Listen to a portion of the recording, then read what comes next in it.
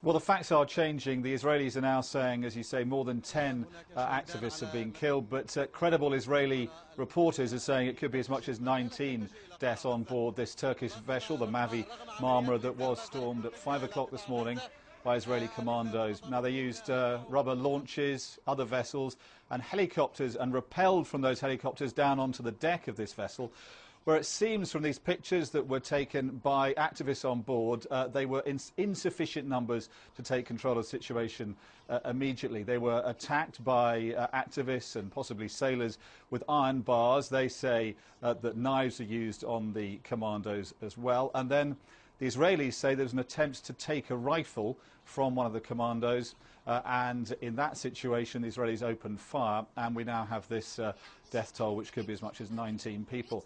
If you look at the pictures, it's very hard to make out whether knives are being used. There are iron bars and certainly gas masks, but no clear evidence of knives.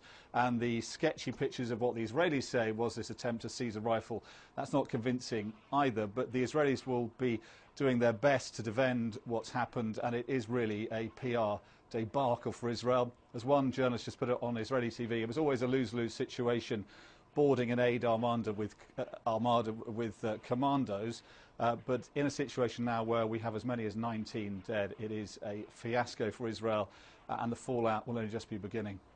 The pictures, I'm sure, will enrage many parts of the Arab world, but beyond the Arab world too. And we saw some Turkish flags flying on this particular vessel, Dominic, Turkish-registered vessel, even as we look at pictures of protests in Istanbul. Israel hasn't got that many friends in this region. It's just lost another. Yeah, and relations with Turkey have been going from bad to worse ever since Operation Cast Lead. Now, some people say Turkey has been trying deliberately to reposition itself to be more friendly with Syria and Iran, and that has moved it away from Israel. But certainly the way the Netanyahu government has handled Turkey diplomatically has not helped matters either. As you say, Turkey and Israel have been long-standing friends and allies, sharing intelligence and military sharing as well. And it's somewhere that Israelis go on holiday a lot.